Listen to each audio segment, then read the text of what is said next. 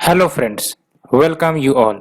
आज हम vision IAS के 17th एंड 18th अक्टूबर वाले डेली करंट अफेयर्स डिस्कस करेंगे। डिस्कस करने से पहले जैसा कि हम लोग रोज एक कोट डिस्कस करते हैं जो काफ़ी ज़्यादा मोटिवेट करता है हम लोगों को, तो आज भी मैं एक इम्पॉर्टेंट कोट लेकर आया हूँ जिसे सुनकर समझकर काफ़ी ज़्यादा मोटिवेशन हमें मिलती है और हम अपने स्टडी को अच्छे से कंटिन्यू करते हैं। बिकॉज हमारी जो जर्नी होती है, आपको भी पता है, अप एंड डाउन्स की जर्नी होती है। वैसे में कुछ अगर मोटिवेशन हमें मिलते रहे तो हम कंटिन्यूस बेसिस पे आगे बढ़ते रहते हैं। बिकॉज कभी कभी क्या होता है, we feel insecurity. Insecurity about what? Future, कि हमारा होगा या नहीं होगा, कब होगा। और आपको पता है ये सब जो फियर्स आते हैं ये सब लाजमी है, आते ही है। हम इसे बाधा नहीं बना सकते अपने जर्नी को। इसीलिए कभी भी ऐसे फियर्स आते हैं तो हमें पॉजिटिव माइंडसेट से इन बाधाओं को आराम से बगल करते हुए, साइडलाइन करते हुए आगे बढ़ते ही रहनी है। क्योंकि आप समझ सकते हो, कोई एक रोड है, इस रोड को आप जर्नी समझ लो, आपको अपने टारगेट पर पहुंचना है और आपने ए से शुरू किया। अब इस रोड में ऐसा तो नहीं होगा कि कोई रोड ब्लॉक नहीं होंगे, कहीं कहीं आपको छोटे छोटे पत्थर मिलेंगे, कहीं कहीं आपको बड़े बड़े पत्थर मिलेंगे। तो जब इस जर्नी में आप ट्रेवल करोगे तो डेफिनेटली बीच बीच में ये जो रोड ब्लॉक है ये आपको बेसिकली स्ट्रेंथ प्रोवाइड करते हैं, आपको अपने बारे में जानने की एक प्रकार से राह दिखाते हैं कि आप समझो कि आपके अंदर क्या वीकनेस है, क्या स्ट्रेंथ है, सो दैट आप आगे अच्छा इंसान बन सको और जो भी आप में कमियां है उसे दूर कर सको। बाय द वे, जब तक आप अपनी कमियां को दूर नहीं करोगे तब तक कहीं ना कहीं जो एक फीचर होता है ह्यूमन का, कहीं ना कहीं उसे हम लोग प्राप्त नहीं कर पाएंगे। आप कोई भी बड़े जो आपके ज्ञान वक्ता रहे हैं, चाहे आप गौतम बुद्ध को ले लो, स्वामी विवेकानंद को ले लो, इन्होंने अकेले चलना सीखा और जो भी इनके राह में बाधाएं आई वो बाधाएं बेसिकली उनको उनके पोटेंशियल को ओपन करने में काफी योगदान निभाया है। कोई भी आप महापुरुष कर ले लो, जब तक इन्होंने चैलेंज न फेस किया हो तब तक इन्हें सच्चे ज्ञान की प्राप्ति नहीं हुई है। इसलिए don't fear in your journey. ये लाजमी होगा, आने तो आता है, कोई दिक्कत नहीं होगा, आपको बस चलते रहना है फियर को साइडलाइन करते हुए कि हाँ हम देख लेंगे, जो भी होगा हम देख लेंगे, we will see what will happen, I am ready to take all the challenges. ये अगर मूड रहेगा आपका तो आप आगे बढ़ते रहोगे और यही पॉइंट मैं भी अपने लाइफ में अपनाता हूँ। डिस्पाइट मेनी चैलेंजेस, वो अलग बात है, चैलेंजेस होना वो अपनी जगह पर है और हमें आगे बढ़ते रहना ये अपनी जगह पर है। तो आपको डिसाइड करनी है कि आपको चैलेंजेस को साइडलाइन करके आगे बढ़ना है या फिर आप उस चैलेंजेस में बझे रहना चाहते हो, क्योंकि मन का काम ही है आपको रोकना। वो चैलेंजेस देता रहेगा और आपको माइंड में एक फीलिंग क्रिएट करता रहेगा कि भाई साहब रुक जाओ, आगे खतरा है, ये है वो है, बट आपको आगे चलते रहना है क्योंकि आगे चलने में ही भलाई है, पीछे मुड़कर देखने में भलाई नहीं है। पीछे मुड़कर देखोगे तो फिर कहीं ना कहीं आप बैक ट्रीट हो रहे हो अपने टारगेट से। और जो आपका कोर फीचर है, ह्यूमन का जो कोर फीचर होता है कि हमेशा आगे बढ़ना, वो कोर फीचर को आप इग्नोर कर रहे हो। ठीक है, so let's see the quote जो स्वामी विवेकानंद ने देकर गए हैं। काफी इंटरेस्टिंग कोट, आप देख लो। A man is not poor without money, यानी कि कोई व्यक्ति है उसके पास पैसे नहीं है तो गरीब नहीं है। यस, कितना इंपॉर्टेंट बात है। ए man is not poor without a money but man is really poor without dreams and ambition. एक ही लाइफ है और ऐसे में अगर इंसानों की एक ड्रीम या फिर एक एम्बिशन ना हो तो आप समझ सकते हो उस लाइफ में जो आपकी आनंद है वो नहीं आ पाएंगी, आप परेशान रहोगे। तो कहीं ना कहीं हमें अपने ड्रीम को फुलफिल करने की इच्छा होनी चाहिए और एक बार हमने जो ड्रीम सोचा है उस पर लगे रहो। बिकॉज अगर आप सेकेंडरी ऑप्शंस के बारे में सोचते हो कि आपका क्या होगा क्या नहीं होगा, कब फुलफिल होंगे नहीं फुलफिल होंगे, तो कहीं ना कहीं ये रोड ब्लॉक होते हैं। आपने एक बार डिसीजन लिया है, आगे बढ़ते रहो और इसी को तो कहते हैं don't think about the outcome, do follow your ambition. And दूसरी इंपॉर्टेंट बात ये होती है कि जब भी आप इस जर्नी में ट्रेवल करते हो तो एक स्ट्रेटजी काफी इंपॉर्टेंट होती है। अब हम लड़ने तो चले गए लेकिन हमारे पास वो प्रॉपर स्ट्रेटजी नहीं है कि कैसे ट्रीट कर रही है, कैसे किसी दुश्मन को हटाना है। तो definitely it will not be a good option. We have to be oriented towards strategy, तभी जाके हम लोगों को सफलता मिलती है. तो आप देख लो, a man is not poor without a money, but a man is really poor without dream and ambition. So dream and ambition रखना जरूरी है और उसे पालन करना भी जरूरी है. This is the core philosophy of a human. ठीक है. सो फ्रेंड्स, आज के इस कोट को hope we will follow, including me. मुझे भी फॉलो करना होता है, मैं भी फॉलो करूंगा, आपको भी फॉलो करना है. दोनों मिलकर साथ चलेंगे, साथ आगे बढ़ेंगे और कोई भी चैलेंजेस है दोनों मिलकर निपटेंगे. ठीक है friends. So let's move to our article. तो देख लो, आज हमने सिलेबस भी डिमार्केट किए हैं, सिलेबस को हम डिस्कस भी करेंगे. तो जो आपका पहला आर्टिकल है वो आईएमएफ, जो आपका इंटरनेशनल इंस्टीट्यूशन है, इंटरनेशनल मॉनेटरी फंड, इसमें रिफॉर्म्स की बात आ रही है. तो क्या रिफॉर्म्स की बात आ रही है और रिफॉर्म्स की बात क्यों आ रही है उससे डिस्कस करेंगे. लेकिन first we move to the syllabus. तो देखो, आर्टिकल 1 का जो सिलेबस है उसे डिस्कस करते हैं. तो यस, यहाँ आप देखो, जो GS2 है और इंटरनेशनल रिलेशन है उसके अंतर्गत आते हैं. और अंदर आए तो आपका यहाँ पर आर्टिकल नंबर 1 और इसका सिलेबस देखो, important international institution, agencies, forums and there structure and there mandate. तो IMF एक आपका इंटरनेशनल इंस्टीट्यूशन है और रिफॉर्म की बात आ रही है तो जाहिर सी बात है इंपॉर्टेंट हो जाता है. उसी प्रकार से अगर UNSC आता है, UNSC से रिलेटेड रिफॉर्म्स की बात आती है तो वो भी इसी के अंतर्गत कवर होंगी. तो ये भी आपका मेन सिलेबस के अंतर्गत आती है, इसलिए we need to discuss this article very elaborately. ठीक है. तो आप देख लो, जो 2021 एनुअल मीटिंग्स हुई World Bank Group and IMF की, तो जो लीडिंग एक्सपर्ट्स थे उन्होंने रिफॉर्म सजेस्ट किया है कि there should be reforms in IMF because जो डायनेमिक्स है डेवलप्ड एंड इमर्जिंग इकोनॉमी की वो चेंज हो रही है. डायनेमिक्स मतलब क्या? फॉर एग्जांपल जैसे इंडिया है, India and like other country जैसे चाइना हो गए या फिर जो अन्य कंट्री जो इमर्जिंग इकोनॉमीज है, अब इनका जो रोल है वर्ल्ड ट्रेड में या फिर आपका ग्लोबल ट्रेड कह लो, वो काफी ज्यादा बढ़ता जा रहा है. Significance of India and other countries बढ़ते जा रहे हैं और जो डेवलप्ड कंट्रीज हैं उनका जो एक प्रकार से कहो कि दबदबा है वो अब नहीं चलेगा, क्योंकि भारत जैसे देश का भी एक इम्पोर्टेंस ग्लोबल लेवल पर बढ़ता जा रहा है. दैट्स व्हाई जो पहले के नियम कानून रहे हैं जो 1940s 50s के दौरान बने थे उसमें रिफॉर्म्स की जरूरत है. फॉर एग्जांपल UNSC में भी कुछ इसी प्रकार के रिफॉर्म्स की बातें चलती है कि भाई साहब अब ये डेवलपिंग कंट्रीज नहीं रही हैं, बहुत सारे चेंजेज आ चुके हैं वर्ल्ड ऑर्डर में और ऐसे में ये सब जो पूरा इंस्टीट्यूशंस हैं इसमें भी रिफॉर्म्स करने की जरूरत है. यानी कि इन सारे कंट्रीज को एक इम्पोर्टेंट कंट्री के रूप में और उनको एक इम्पोर्टेंट नेशन के रूप में आपको देखना पड़ेगा और उन्हें भी एक इम्पोर्टेंट रोल देना पड़ेगा. ऐसा नहीं होगा कि डेवलप्ड कंट्रीज का दबदबा चलेगा. ठीक है. और अभी अगर कुछ स्टेटस की बात करें इंडिया की खासकर, तो देख लो इंडिया का जो कोटा है IMF में, कोटा मतलब इंडिया का जो शेयर है और वो कोटा आपका वोटिंग पावर भी डिटरमाइन करता है. और इस कोटा की मदद से ये भी पता चलता है कि जो अगर इंडिया को लोन लेना है IMF से तो कितना लोन दिया जा सकता है, और अगर वोटिंग करनी है IMF से रिलेटेड कुछ डिसीजन पर तो फिर इंडिया का वोटिंग पावर क्या होगा.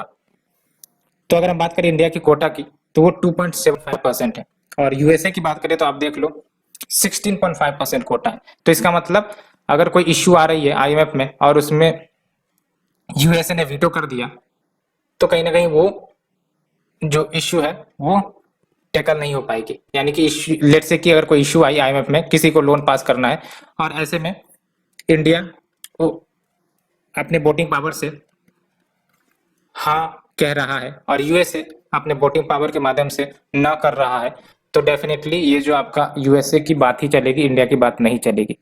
ठीक है. तो ये आपका एक कोटा वाला जो होता है उसे हमने डिस्कस किया.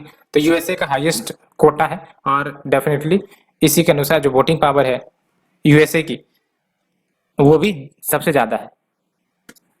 तो ये हमने बेसिक की डिस्कशन की. एंड अब देख लो ये रिफॉर्म एरिया, जिस जिस सेक्टर में रिफॉर्म की बात करी गई है और वो है क्या एंड क्या सजेशंस दी गई हैं. तो IMF कोटा होता क्या है, तो देख लो आप यहाँ पर मैंने आपको बताया कि कोई भी इंडिविजुअल मेंबर है IMF की उसका जो कोटा है जो एलोकेट हुआ है आईएमएफ के द्वारा, वो उसके रिलेटिव पोजीशन को डिटरमाइन करता है इन द वर्ल्ड इकोनॉमी, यानी कि वो वर्ल्ड इकोनॉमी में कितना पावरफुल है वो हम एनालाइज कर सकते हैं बाय सीइंग द कोटा जो उस कंट्री को मिली हुई है। फॉर एग्जांपल यूएसए की कोटा सबसे ज्यादा हाईएस्ट है, इसका मतलब वर्ल्ड इकोनॉमी में जो यूएसए का दबदबा है वो सबसे ज्यादा है, ठीक है। एंड साथ ही साथ जो मेंबर को कोटा मिली हुई होती है वो वोटिंग पावर भी डिटरमाइन करती है, जिसको जितना ज्यादा कोटा मिला है वोटिंग पावर उतनी ज्यादा है और उतनी ज्यादा वीटो पावर करने का अधिकार भी है। साथ ही साथ बोरोइंग कैपेसिटी भी आपका कोटा पर ही डिटरमाइंड है। अगर भारत का कोटा 2.75% है, इसका मतलब बोरोइंग कैपेसिटी भारत की काफी कम है, ठीक है। And quotas are denominated in SDR, तो कोटाज को एसडीआर में डिनोट किया जाता है। हमने डिस्कस भी किया है एसडीआर के बारे में। एंड क्या सजेशंस आईएमएफ के कोटा के बारे में कही गई है, तो आप देख लो जो यूरोपियन यूनियन कंट्रीज के शेयर है, यानी कि जो कोटा इनको मिली हुई है उनको रिड्यूस करना चाहिए सिग्निफिकेंटली।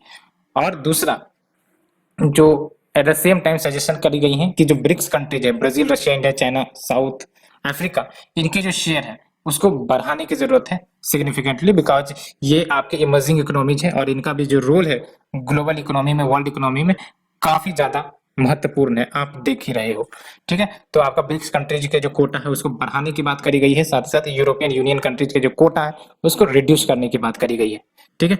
एंड फिर आपका जो दूसरा सेक्टर ऑफ रिफॉर्म्स है वो है आपका आर्टिकल 4 कंसल्टेशन। क्या है ये आपका आर्टिकल 4 कंसल्टेशन? तो इसके तहत जो आईएमएफ है वो आपका 1-to-1 डिस्कशन अपने मेंबर्स के साथ करता है, दैट इज बायलैटरल डिस्कशन अपने मेंबर्स के साथ करता है यूजुअली एवरी ईयर। एंड जो स्टाफ है आईएमएफ के वो फिर इस डिस्कशन के बाद एक रिपोर्ट तैयार करते हैं और ये जो रिपोर्ट है उसको यूटिलाइज किया जाता है वेरियस क्रेडिट रेटिंग एजेंसीज के द्वारा।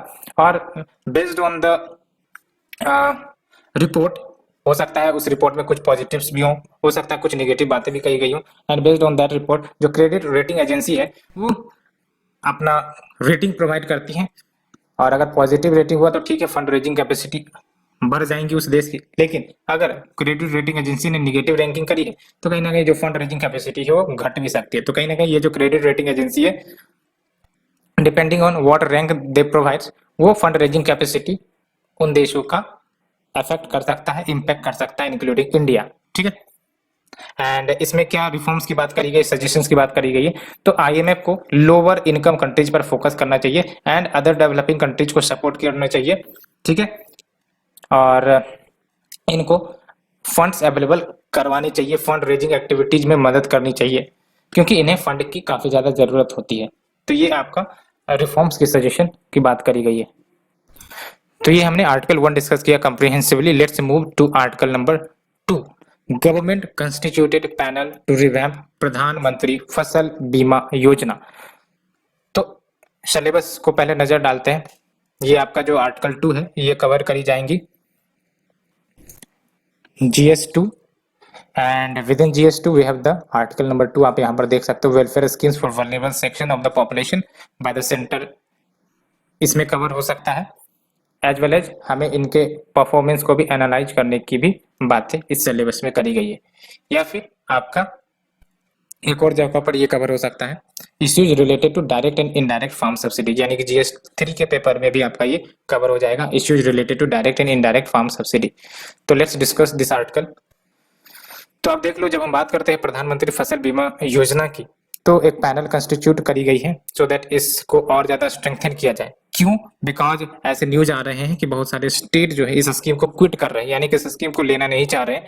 तो क्या कारण रहा और क्यों ऐसा हो रहा है, क्या कमियां हैं, उसके लिए आपका गवर्नमेंट ने वर्किंग ग्रुप कंस्टिट्यूट किया है जो सजेस्ट करे sustainable financial and operational models को, सो दैट स्टेट जो है इन स्कीम्स को छोड़ के न जाए। तो क्या इम्प्लीमेंटेशन चैलेंजेस आ रही हैं उसे हम डिस्कस करते हैं। तो पहली बात तो ये देखो, बहुत सारे जो स्टेट्स है वो क्विट कर रहे हैं PMFBY को। क्यों? बिकॉज स्टेट को अब हायर शेयर ऑफ प्रीमियम देना पड़ रहा है, बिकॉज आपको ही पता है, ये आपने प्रीलिम्स के लिए पढ़ा होगा कि सेंटर ने अपनी जो सब्सिडी शेयर है वो रेस्ट्रिक्ट करी है, कम करी है। कितना किया गया है? तो सेंटर ने अपने शेयर ऑफ प्रीमियम सब्सिडी को 50% से कम करके 25% कर दिया इरिगेटेड एरियाज के लिए एंड 30% कर दिया आपका अनइरिगेटेड एरियाज के लिए, यानी कि वैसे एरिया जो इरिगेटेड है और पहले गवर्नमेंट उस पर 50% सब्सिडी प्रोवाइड करती थी, तो 50% गवर्नमेंट सेंट्रल गवर्नमेंट प्रोवाइड करती थी, 50% आपका स्टेट गवर्नमेंट प्रोवाइड करती थी। तो अब क्या हुआ कि सेंट्रल गवर्नमेंट ने 50% से कम करके 25% कर दिया फॉर इरिगेटेड एरिया, एंड जो आपके अनइरिगेटेड एरिया है वहां पर आपका सेंटर का कंट्रीब्यूशन 30% कर दिया गया। इसका मतलब क्या हुआ कि 70% आपका कंट्रीब्यूशन स्टेट को देना पड़ रहा है अनइरिगेटेड एरियाज के लिए, और जो आपका ये है 75% कंट्रीब्यूशन स्टेट को देना पड़ रहा है फॉर इरिगेटेड एरियाज के लिए। तो कहीं ना कहीं स्टेट का बर्डन बढ़ा है। एंड दूसरा इशू क्या आ रहा है, प्रीमियम मार्केट की hardening and lack of sufficient participation in tenders. तो जो टेंडर इशू किए जाते हैं उसमें पार्टिसिपेशन नहीं देखने को मिल रहा है, एंड जो प्रीमियम मार्केट है वो काफी ज्यादा यूं कह सकते हो कि प्रॉफिटेबल नहीं है। इसलिए जो स्टेट है एंड इंश्योरेंस कंपनी है वो इसको एज ए स्कीम नहीं लेना चाह रहे। और आप देख लो नंबर ऑफ फार्मर्स जैसे जैसे कम होंगे तो जो प्रीमियम रेट्स है वो बढ़ने लगेगी, क्योंकि जो इंश्योरेंस कंपनी है उनको तो चाहिए कि हमें प्रॉफिट हो। तो अगर फार्मर्स की संख्या कम होगी तो जाहिर सी बात है प्रॉफिटेबिलिटी मेंटेन करने के लिए प्रीमियम रेट्स को बढ़ाना पड़ेगा, एंड प्रीमियम रेट्स को बढ़ाना पड़ेगा तो अल्टीमेटली स्टेट गवर्नमेंट को फिलअप करना पड़ेगा गैप, तो फिर से स्टेट गवर्नमेंट पर बर्डन आ जाएंगी। एंड फिर एक और इश्यू आती है कि जो इंश्योरेंस है, जो इंश्योरेंस प्रोवाइड करते हैं, वो जो फार्मर्स क्लेम है, फार्मर की जो क्लेम आती है उस क्लेम से कम ही आपका पेमेंट करते हैं इन्हें, और साथ ही साथ जो क्लेम्स की सेटलमेंट है उसमें भी डिले देखने को मिलती है। तो ये कुछ इश्यूज हमने देखा इस स्कीम में। एंड अगर हम बात करें बेसिक्स की, इस स्कीम के बेसिक की, तो जो PMFBY है ये आपको voluntary comprehensive crop insurance scheme है, और ये क्रॉप इंश्योरेंस स्कीम याद रखना है प्री सोइंग से लेकर पोस्ट हार्वेस्ट तक वैलिड है, ठीक है।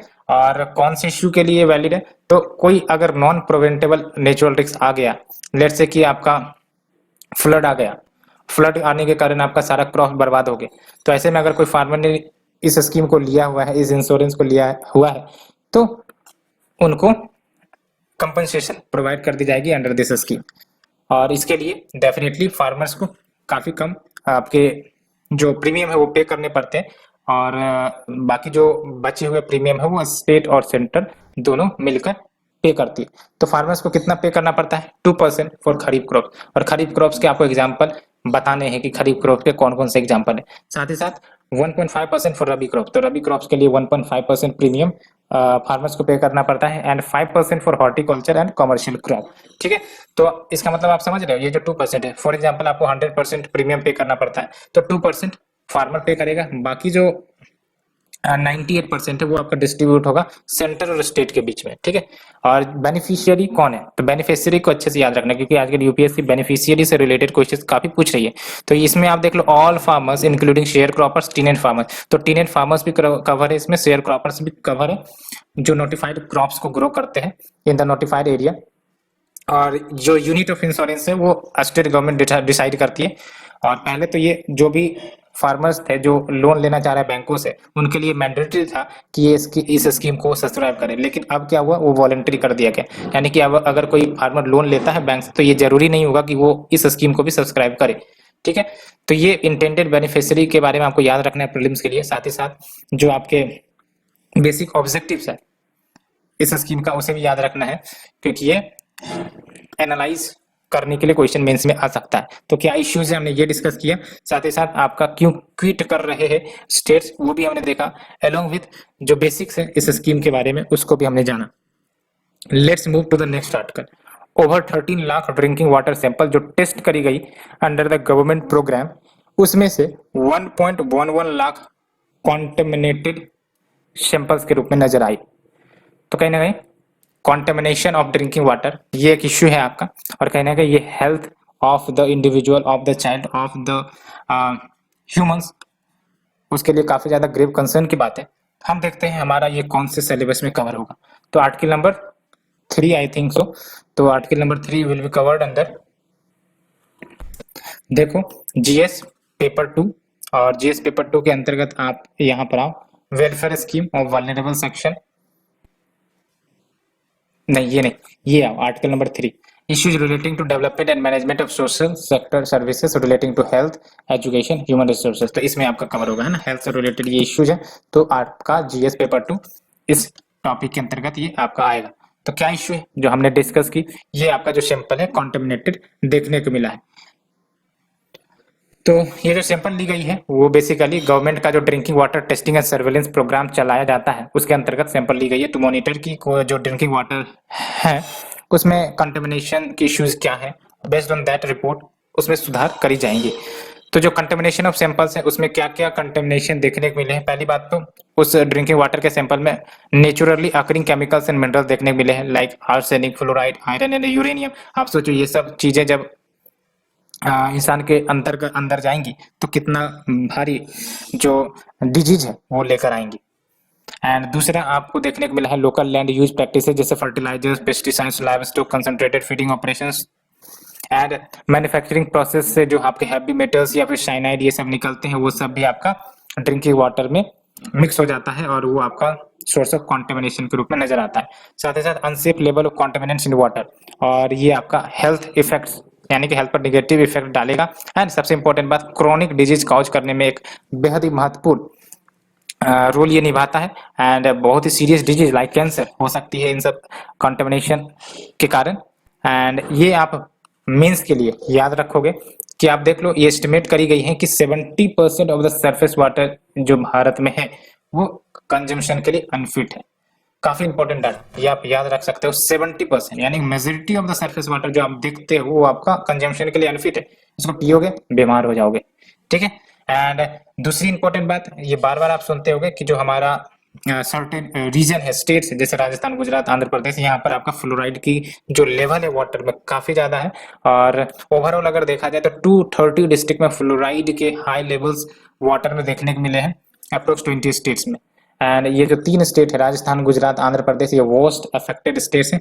तो अगर हम बात करें कि गवर्नमेंट के द्वारा क्या क्या स्टेप्स ली जा रही है ड्रिंकिंग वाटर क्वालिटी को इंप्रूव करने के लिए, तो बहुत सारे इनिशिएटिव लिए जा रहे हैं, हालांकि इम्प्लीमेंटेशन कंस्ट्रेंट्स बार बार रहते हैं। तो कोई भी गवर्नमेंट स्कीम्स आती है वहां पर आपको कुछ सजेशंस की बात आनी है तो याद रखना आपको कि इम्प्लीमेंटेशन इफिकेसी का इश्यू आपको जरूर जोड़ देना है। ठीक है। एंड तो क्या क्या स्टेप्स है यहाँ पर, framework and guidelines for testing, monitoring and surveillance of drinking water quality by ministry of जल शक्ति। तो मिनिस्ट्री ऑफ जल शक्ति आपका फ्रेमवर्क एंड गाइडलाइन जारी करी है कि टेस्टिंग कैसे होगा, मॉनिटरिंग कैसे की जाएंगे, सर्वेलेंस कैसे किया जाएगा ड्रिंकिंग वाटर क्वालिटी का। Based on that analysis and report certain actions लिए जाते हैं। And water quality information management system भी लाई गई है जो कि आपका ऑनलाइन पोर्टल है that provide detail information on laboratories.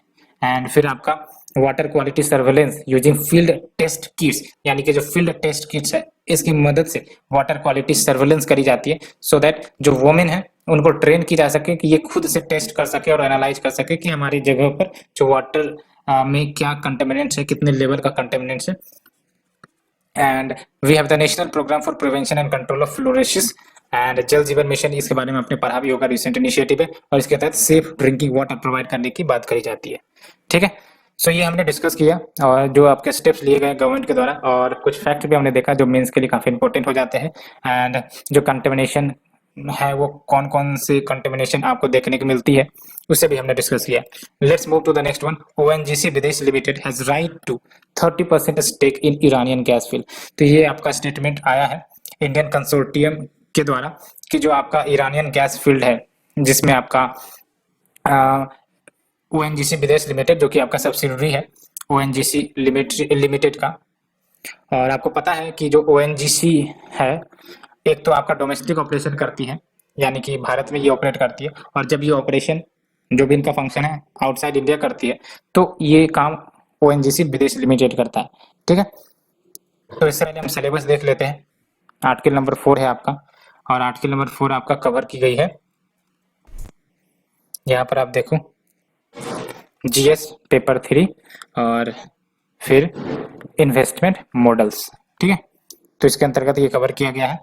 और आपने ये न्यूज़ सुना होगा कि जो ईरान है, ईरान और इंडिया के बीच, India with respect to ONGC Videsh Limited, इनके बीच एक कॉन्ट्रैक्ट साइन हुआ था जिसके तहत जो पर्शियन गल्फ है जो ईरान के कंट्रोल में आता है, बेसिकली जो भी पोर्शन आता है वहां पर आपका गैस एक्सप्लोरेशन करने की बात हुई थी। लेकिन 2020 में जो ये कॉन्ट्रैक्ट है वो लोकल फर्म को एलोकेट कर दिया गया था और ओएनजीसी विदेश लिमिटेड को वहां से बेसिकली साइडलाइन कर दिया गया था। तो उसी से रिलेटेड आपका ये न्यूज है तो जो इंडियन कंसोर्टियम है which is led by ONGC Videsh limited, इनको कॉन्ट्रेक्चुअल यानी कि कॉन्ट्रैक्ट में लिखा हुआ है कि इनको ये अधिकार है कि 30% इंटरेस्ट ये टेक करेंगे in the Farzad B gas field development. और ये Farzad B gas development project जो इंडिया और ईरान के बीच में हुआ था, अब अल्टीमेटली ईरान ने ये डिसाइड किया था कि भारत से यानी कि ओएनजीसी विदेश लिमिटेड से ये जो अधिकार है वो बाहर ले लिया जाए और इसे एलोकेट कर दिया जाए वहां के लोकल फर्म को, इसीलिए ये इश्यू नजर में आई है। ठीक है, तो देख लो कंट्रेक्चुअली एज द ओरिजिनल लाइसेंसी and someone who has discover the field, जो इंडियन कंसोर्टियम को अधिकार बनता है को 30% इंटरेस्ट ले in the project involving the development of reserves and production of gases. ठीक है, दैट्स व्हाई ये न्यूज में आया है। और अगर हम बात करें ओएनजीसी विदेश लिमिटेड का प्राइमरी बिजनेस क्या है, तो ऑयल एंड गैस जो आपके एक्सप्लोरेशन है आउटसाइड इंडिया, याद रखना है आउटसाइड इंडिया। ओएनजीसी विदेश का काम है कि आउटसाइड इंडिया में वो एक्सप्लोर करेंगी, डेवलपमेंट करेंगी, प्रोडक्शन करेंगी ऑयल एंड गैस का। ठीक है, एंड अगर हम बात करें एग्जिस्टिंग ओवरसीज एसेट जो ओएनजीसी विदेश लिमिटेड का है, तो आप देख लो Commonwealth of Independent States and Far East Azerbaijan, वहां पर भी आपका overseas asset ONGC Videsh Limited का है, that is in the region of Caspian Sea and Baku. And Bangladesh में भी है एंड म्यांमार में भी है, राखने कोस्ट पर ओएनजीसी विदेश लिमिटेड जो है वो कार्य कर रहा है। एंड रशिया में भी है, वियतनाम में भी ओएनजीसी विदेश लिमिटेड एक्सप्लोरेशन का कार्य कर रहा है। ठीक है, एंड मिडिल ईस्ट ईरान में भी है, जैसे पर्शियन गल्फ में, इराक में, जैसे वेस्टर्न डेजर्ट में, and Syria and UAE. And फिर अफ्रीका लीबिया में भी आपको ओएनजीसी विदेश लिमिटेड का एसेट है, मोजाम्बिक एंड साउथ सुडान यहाँ पर भी है। ठीक है, एंड लेटिन अमेरिका ब्राजील यहाँ पर भी है ओएनजीसी लिमिटेड का asset, and Colombia and Venezuela. और अगर हम बात करें ओएनजीसी विदेश लिमिटेड की, तो ये आपका मिनी रत्ना है और ये आपका administrative control of ministry of petroleum and natural gas के अंतर्गत आती है। और याद रखना है होली ओन्ड सब्सिडी, ये हमने आपको बताया भी है, and overseas arm of oil and natural gas corporation limited that is ONGC. ठीक है, ये यहाँ पर ईरान, और ये जो रेड कलर में देख रहे हो ये गैसेस, जहाँ पे आपको गैसेस मिलेंगे, गैस एक्सप्लोर की जाएंगे, और जो ग्रीन कलर में देख रहे हो ये आपका ऑयल यहाँ से एक्सप्लोर किया जाएगा। तो ये हमने डिस्कस किया। Let's move to the next article.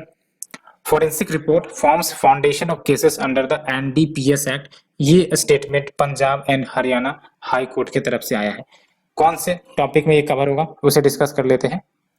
Article number 5 है आपका, तो आप देख लो जीएस पेपर 2, यहाँ GS paper 2 governance, constitution, polity, social justice, international relation. उसके अगर हम सब हेडिंग में जाएं तो structure, organisation and functioning of executive and judiciary. तो जुडिशरी से रिलेटेड आपका ये न्यूज आया है, और ये बेसिकली जो जजमेंट आई है इसमें एक साफ साफ क्लियरेंस दे दी गई है Punjab and Haryana high court के द्वारा कि अगर narcotic drugs and psychotropic substances act 1985 के तहत किसी को प्रोसिक्यूट करना है, किसी को सजा देना है, तो उसके लिए फॉरेंसिक रिपोर्ट का होना मस्ट है।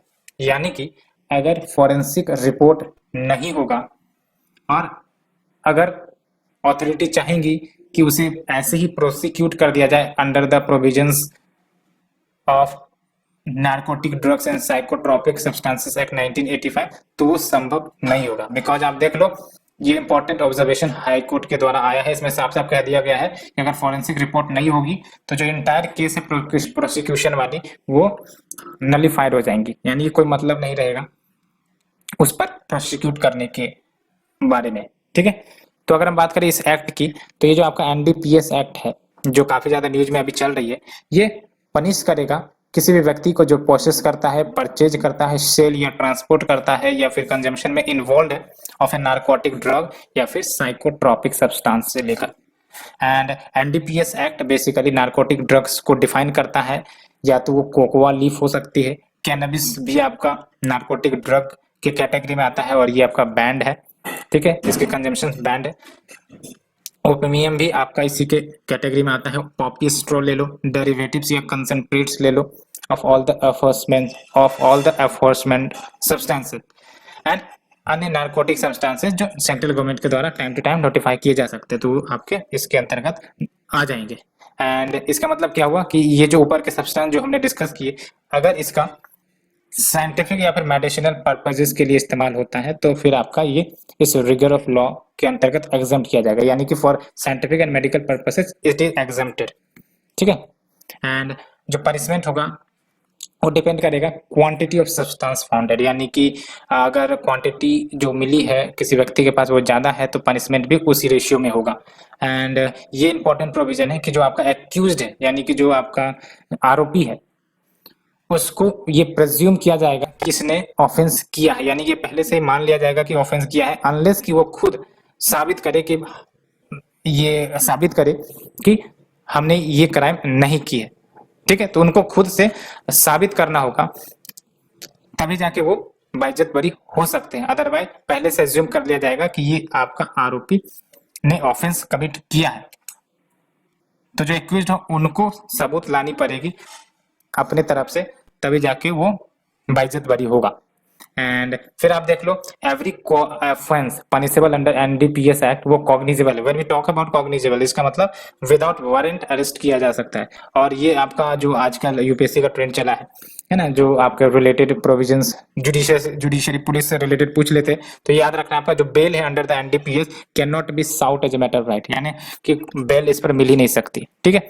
And an addict convicted for consumption और offences involving the small quantity, वो कहीं ना कहीं प्रोसिक्यूशन से उनको इम्यून कर दिया जाएगा अगर वॉलंटियर्स करता है कि भाई साहब हम आगे से एडिक्शन नहीं करेंगे। आप देख सकते हो, यानी कि जो एडिक्ट है, जो इन सब चीजों को कंज्यूम करता है और स्मॉल क्वांटिटीज में करता है, तो उनको सजा नहीं दी जाएगी अगर वो ये वादा करता है कि आगे जो है उसको हम कंज्यूम नहीं करेंगे, we will be following the de addiction. तो होप ये पूरे आर्टिकल हमने डिस्कस किए और आपको अच्छे से समझ में आई होंगी। Short news we will not discuss, but एक इंपॉर्टेंट बात यहाँ पर आप देख लो शॉर्ट न्यूज से रिलेटेड, जो नासा का जो आपका लूसी मिशन है इसको आप अच्छे से ध्यान में रखना, क्योंकि यहाँ इंपॉर्टेंट है। Sir Syed Ahmed Khan personalities in news, इनसे रिलेटेड है, तो इनको भी आपको याद रखना है। इकोलॉजिकल सिविलाइजेशन, ये टर्म पर आपको फोकस करना है। ठीक है, ये टर्म फोकस करना है, क्योंकि आजकल इकोलॉजी में टर्म्स पर ही ज्यादा फोकस किए जा रहे हैं। एंड फिर अर्बन शिफ्ट इनिशिएटिव, तो ये सब कुछ देख लेना है आपको क्या है क्या नहीं, बिकॉज टाइम इज इनफ, आपको देखना है। ठीक है, सो फ्रेंड्स आज के लिए इतना ही। Thank you friend, thank you very much. अगर आपको अच्छा लग रहा है तो आप सब्सक्राइब शेयर लाइक जरूर करें। Thank you friend, thank you very much.